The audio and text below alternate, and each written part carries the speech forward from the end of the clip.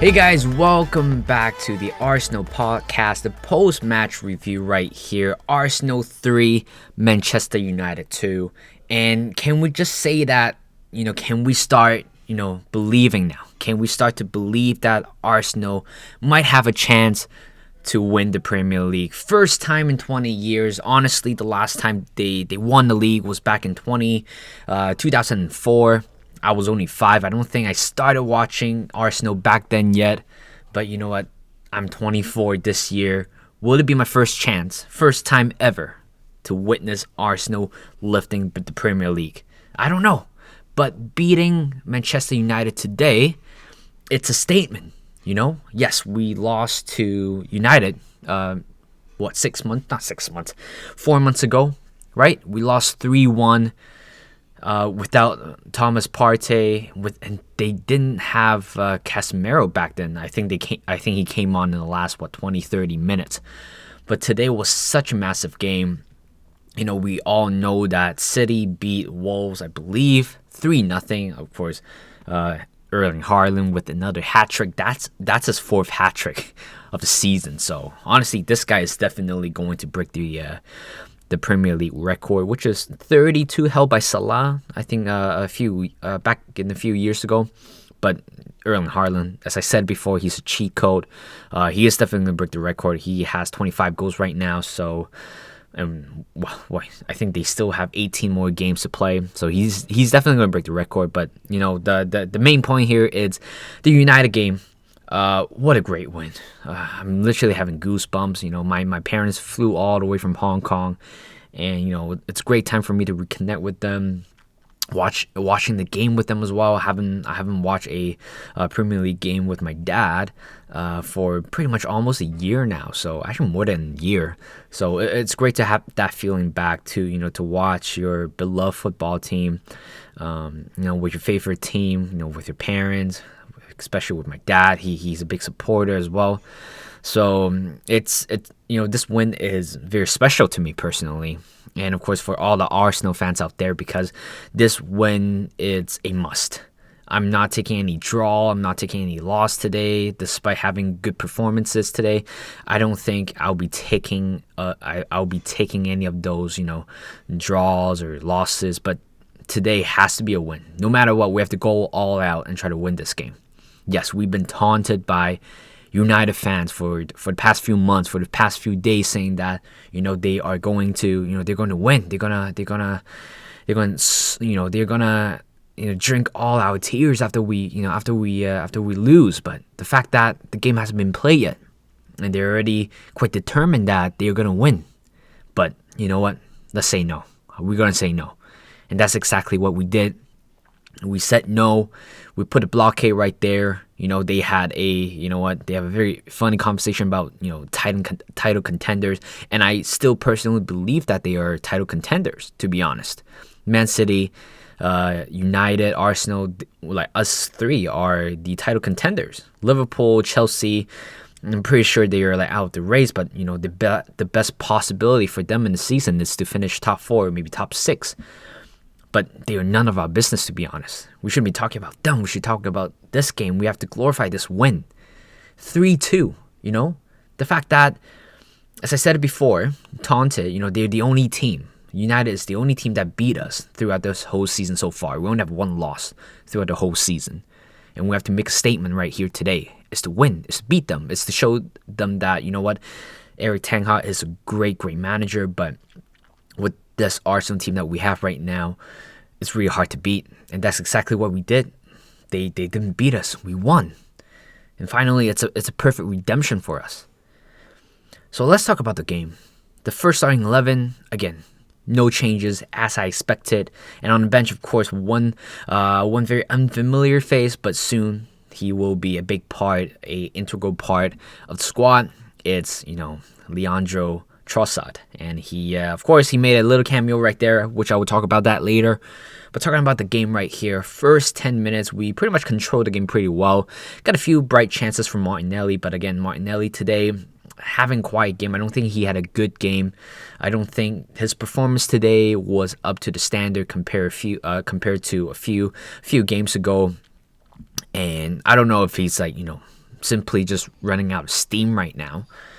But he had a few shots. I feel like there were moments where he looked quite bright on the left-hand side, but again, he couldn't really recreate or try to redo all those madness against Liverpool back then, or even Tottenham, at home. But Martinelli, you can see that he might be tired from playing every game. So having Trossard as an option on the bench, it's something that is very crucial for Arsenal in the long term, especially in this season. And of course, he had a long shot again. Of course, nothing special. And later on, I think he could have probably have a shot, but unfortunately, just is pretty poor with his decision towards the end. I felt like there were moments where I think he should have probably go for a shot, but in the end, he didn't go for it. And later on, Ben White, again, the big matchup today is Ben White against Rashford and, Luke Shaw against Saka. Again, I would say Rashford certainly has beaten Ben White to the ground today. Of course, Ben White conceded a very early yellow card in the first half, and I knew it. I knew something is going to be changed very, very soon in the game. So, you know what? And later on, Rashford, what a great goal. In my opinion, I think currently he is the best left winger in the league. If it's not in the league, probably in the entire Europe or in the entire world so far. He has a great form. I think he has, 8 goals in his last 8 games or 9 goals in his last 9 games across all competition. But today, Rashford can, showed how he kind of redeem himself from the penalty miss in the Euro. Same as Saka. After the Euros, they were racially abused after the penalty miss, and both of them, came back much stronger than ever, producing great performances for the team. And of course, unfortunately for Jadon Sancho, it wasn't quite for him, but I know Jadon Sancho has the potential ability to make a comeback. But Rashford, that goal was insane. First of all, not just the goal, but the moment before the goal, the dribble past Thomas Partey, that one was crucial. And of course, in the end, what a great dipping shot towards the end right there. It wasn't a rocket. It is a rocket, to be honest. But the fact that the ball dips in the end, which certainly makes the goal even a little bit more harder to save. And I can't blame anybody, to be honest, but you could possibly blame Thomas Partey for giving the ball that easily. That's how we conceded that goal. Later on, 6 minutes in, and I was like, okay, you know what? We conceded the first goal. At the moment, United, arguably, it's pretty good on form right now. Of course, they drew to Palace last time. But for Arsenal, I believe in my team. I believe that we have the ability. We have everything. We have all the capability to make a comeback. And guess what? We were down for 6 minutes. And later on, Eddie Nketiah with an answer. Again, for the first 20 minutes, I thought Eddie Nketiah was a little bit quiet. He had a few touches, but that was about it. He couldn't really get into the game, but after that header was sweet and perfect. Again, we were starting on the left-hand side. Zinchenko was the orchestrator. Once again, Zinchenko, what a big player that we have. Great signing as well, 35 million. Went for him, €25. A leader in the dressing room, a leader for his country. Certainly has to make a mark. And right there, Xhaka, again, great cross right there. And of course, Wan-Bissaka replacing Dalot in today's game. Just switch it off in that moment. And Eddie Nketiah was very, very smart. He is that type of striker that we all wanted. We all wanted him to see, kind of a Ian Wright regen right there. Very, very, very, very dangerous in the box. Fox in the box, as I said, a poacher, a proper poacher. Just kind of roaming around in the box and somehow just kind of went for the ball. Wan-Bissaka was caught sleeping, and what a great header as well. 1-1 just like that. And for the rest of the first half, we have been pressing and pressing and pressing. But although I think that United had a few of the bright moments within the game, And of course, Scott McTominay has a shot. Of course, it was kind of a exact blueprint with the Thomas Partey goal against Nottingham Forest. You guys can probably see that there's a little bit of similarity, but of course, it was kind of right straight at Ramsdale. Not much power behind it. And, going to the first half, after the end of the first half, I thought, okay, you know what? It's not that bad. United, it's a good team. They are going to, like go for it in the second half. And Arsenal have the capacity to go for it. But the advantage that we have today was, of course, without Casemiro, but the fans as well. This year, our home crowd has been phenomenal. You guys have to say that. It has been phenomenal. After conceding the first goal, no fans were booing. Instead, they're just cheering for the team. And that's what you want in a football team, is somebody who will cheer for you despite, pulling a stance of poor performance. But, you have the crowd, you have the fans right behind you, pushing you forward. And that's the importance of, having great fans. And Arsenal fans have been amazing throughout this whole season. Of course, some of them are quite toxic, but the majority of the Arsenal fan has been phenomenal. The spirit that they put on, they gave the team was just simply amazing. And that's what you need in a team. It's great fans, just like Arsenal. And of course, we all know that Pep Guardiola made a statement the other day wanting their fans to get behind their back. And you know what? It shows a huge contrast between City and Arsenal for this season. It's the fans won't turn on against Arsenal, despite having, again, a poor performance, maybe conceding the first goal. But in general, they have been great. You gotta put it out there. Everybody seems to have a song of their own. Every player seems to have their own song, which is great, to be honest.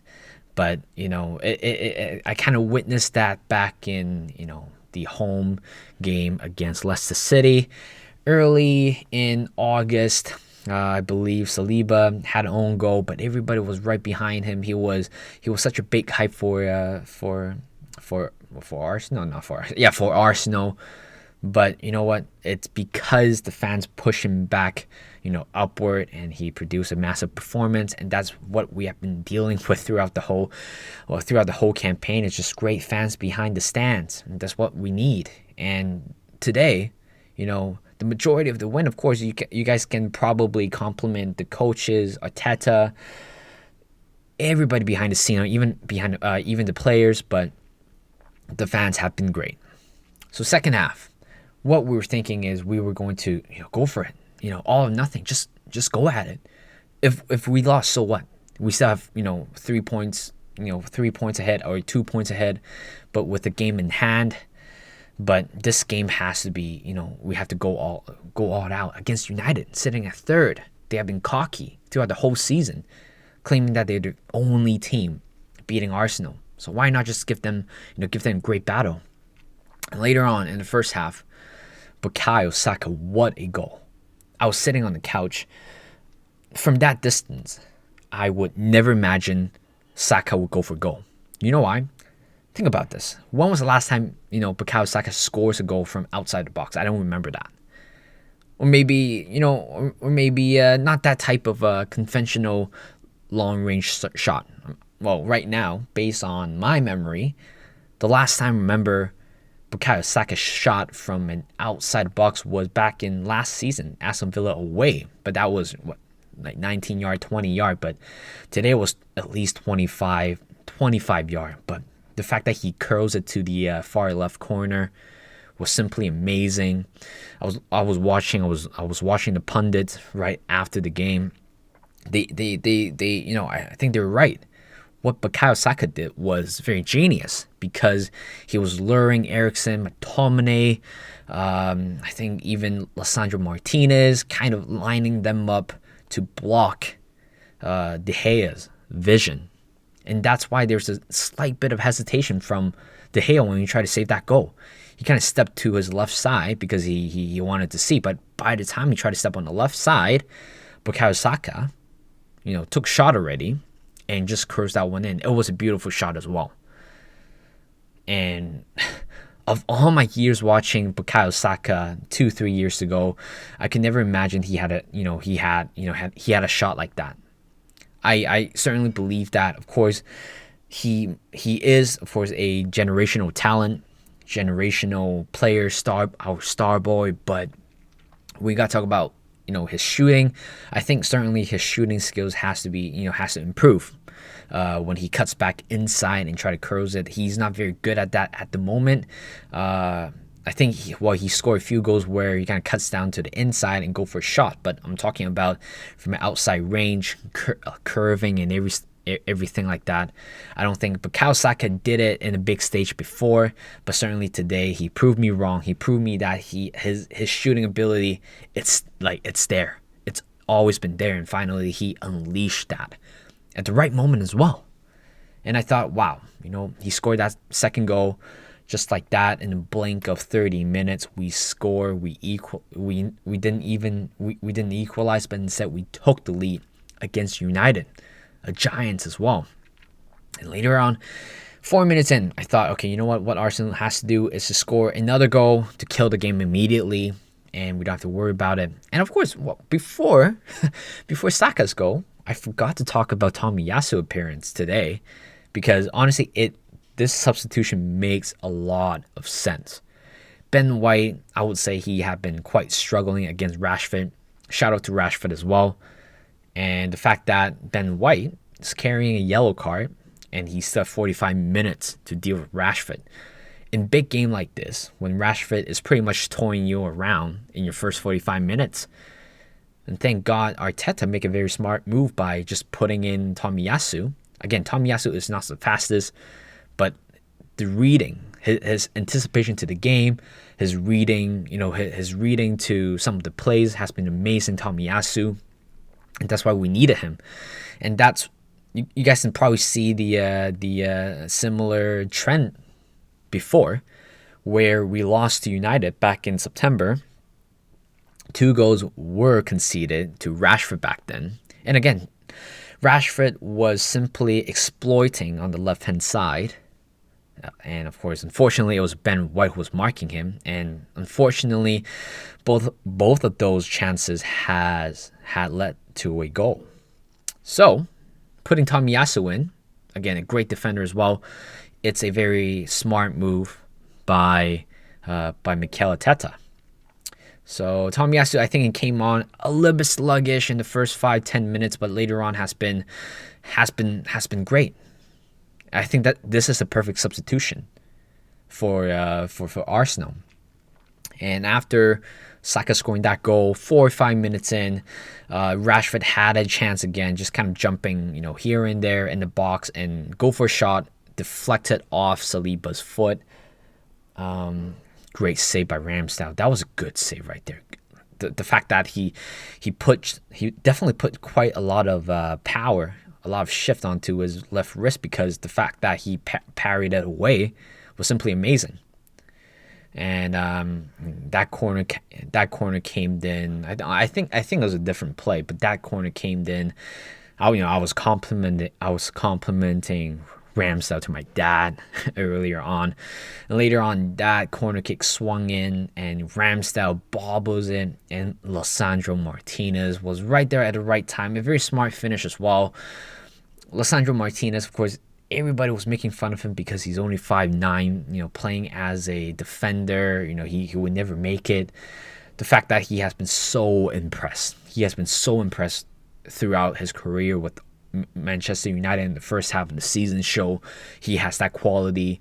He kind of contradicted everything, contradicted the height, as a 5'9" defender, and he was very smart, in that penalty box area, that penalty mark area, and just heads that one in bravely and just lobs it through everybody. And Gabriel tried clears it in a way, but he couldn't.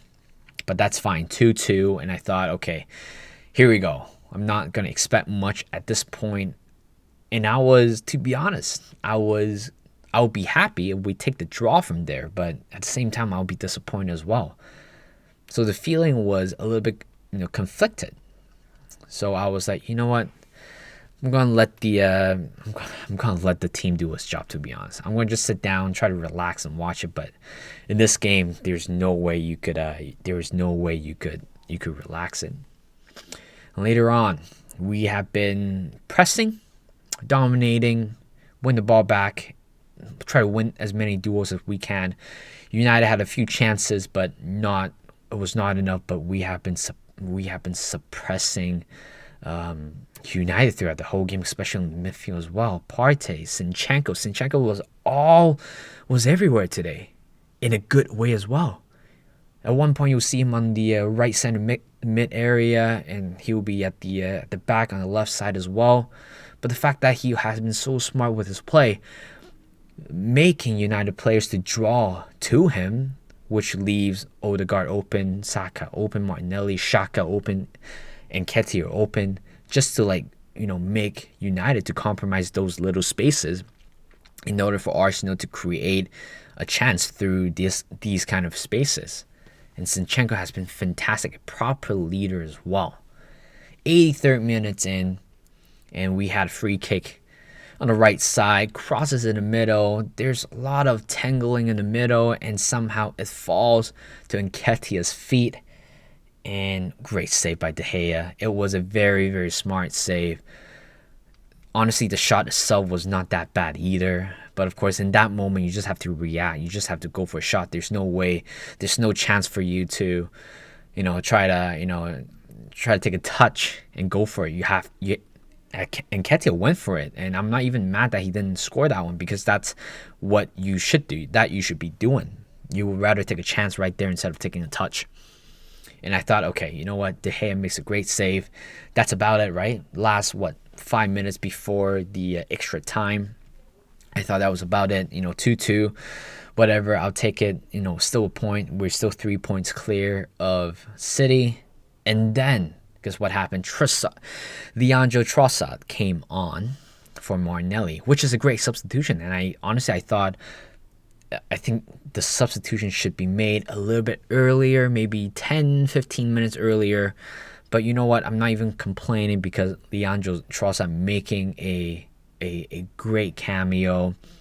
Again, you guys can see that there are a few moments where he tracked back, tried to go for a tackle and stuff like that, which means he is that type of right player that we wanted, where players would track back, go for tackles and stuff like that, tracking your men. And Trossard did exactly that, and I have no problem with that. But the winning goal that we score, oh my God. Leandro Trossard got the ball, starting the attack, gives it to Sinchenko, try to cross it back to Odegaard, deflected off Fred, and Nketiah was right there at the right time, just kind of side-footed, flicks it in, and just like that, 3-2. I should have probably celebrated a little bit much harder than I should be. Again, with the whole VAR situation around Premier League, you just can't celebrate at the moment. Moments like that, tight calls. Sinchenko, that one was very tight, but it was onside. And the one from Odegaard, that deflected shot from Fred, I thought that was an offside too. But watching it again, Wan-Bissaka actually kept Nketiah on, and what a smart finish right there. Just a little bit of a touch. Honestly, I don't know if the ball's going to go in without touching it, but Nketiah was right there at the right time, and that's how we score. That's how we scored a winning goal. And just like that, we are 3-2 up, and I was having goosebumps everywhere around my body. And Nketiah was... We got to talk about Nketiah. Okay, you know what? The game ended. Great atmosphere, and such a relief for all the Arsenal fans out there. Making a statement. Of course, more of a statement to Richard Keys and also Gary Neville. Again, Gary Neville was such a pain in the ass. People pay you so much money to commentate the game for your non-bias, right? For a non-biased judgment, and you decide to think, he still thinks that United would finish second. But you know what? That's his opinion. That his comments about Arsenal is simply our motivation. That's what we did. He said that United is going to finish second. No, we're going to beat them. And that's what we did.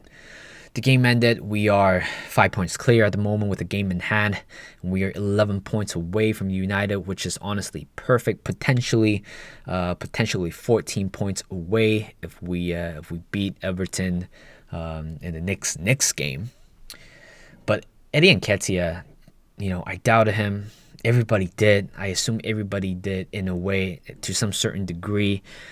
Doubted Nketiah. He is no Gabriel Jesus, but he also offers something that is very different than Gabriel Jesus.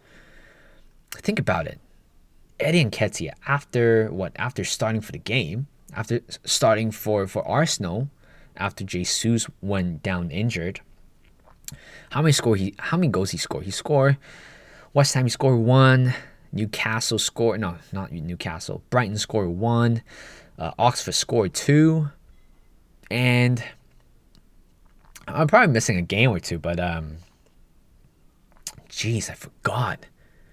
Oh yeah. I think that was about it. This is his 5th goal after coming on for Gabriel Jesus, and this guy has been working his butt off.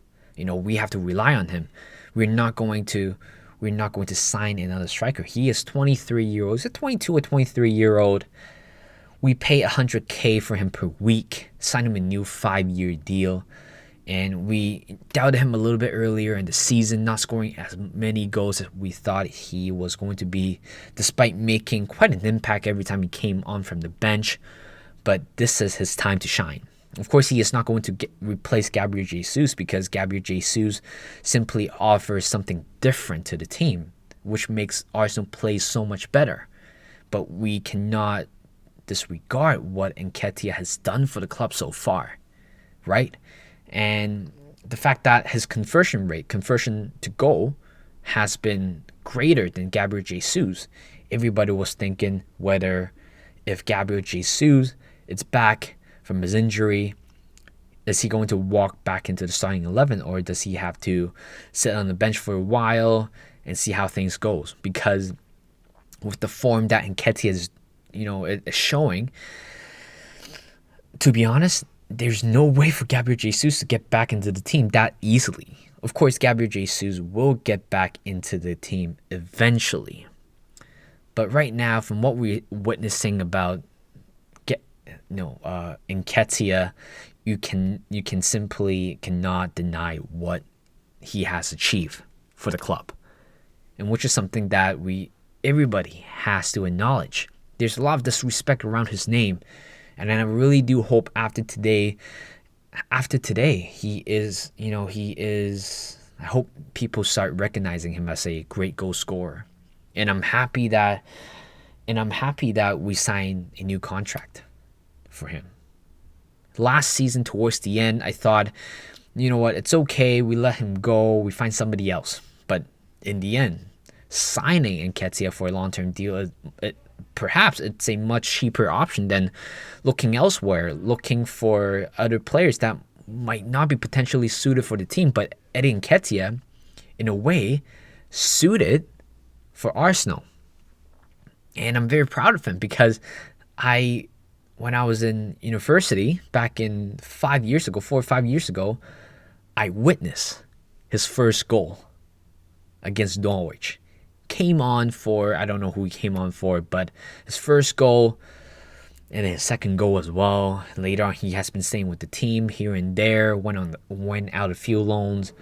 And last season, we thought, okay, that would be the end of Eddie Nketiah, but he had given a chance to replace Lacazette, and he had a great run until the last 3 games where he just kind of went quiet.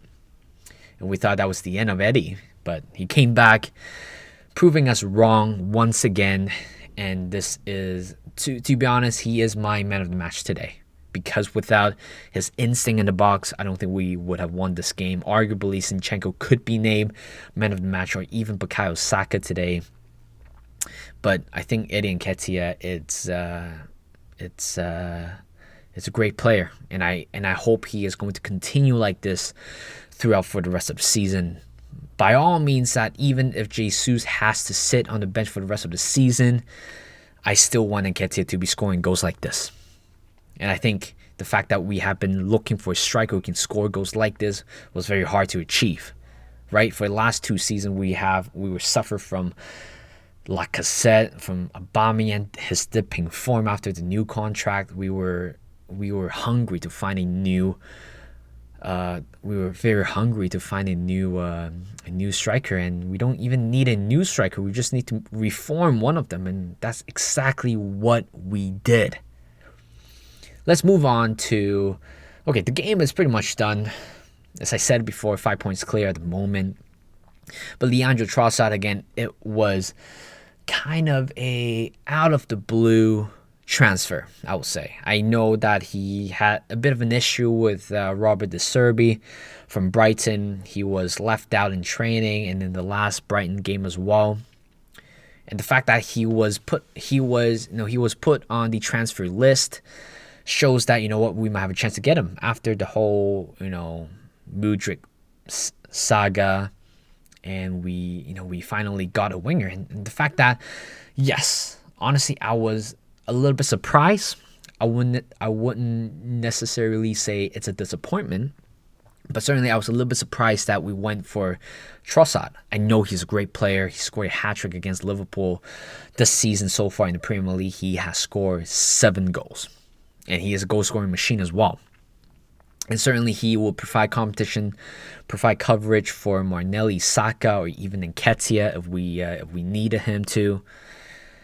And Leandro Trossard was, again, kind of out of the blue. The deal happened way too fast. It happened within 48 hours, and we just signed him just like that. One click, and we got him for, 25 million, something like that. And I think it's a good signing. Of course, he's not going to be like the future, but with his ability right now, with all the capabilities that he can do in the Premier League, was certainly well enough for us. I would say it's an okay age, but the fact that he has experience in Premier League, he doesn't need to adapt to the Premier League as well, which makes the signing even more sensible. It makes so much sense. And we got him. Great. 24 hours later, or within 24 hours later, we signed a new center back, a left-footed center back. His name is Jakub. You know what? I'm not even gonna botch the name yet. I'll do some research later on, but Kivior or something like that. Yeah, it's Kivior. And I don't know much about him, but the fact that he has been highly rated in the Italian leagues, well, if Arteta or even Edu sign a player like that out of nowhere, then you have to trust the team as well. So, welcome to both of them. I'm sure Kivior was on the stand today, but I think everything has been signed. He'll be unveiled as an Arsenal player very soon. So we have 2 good signings as well.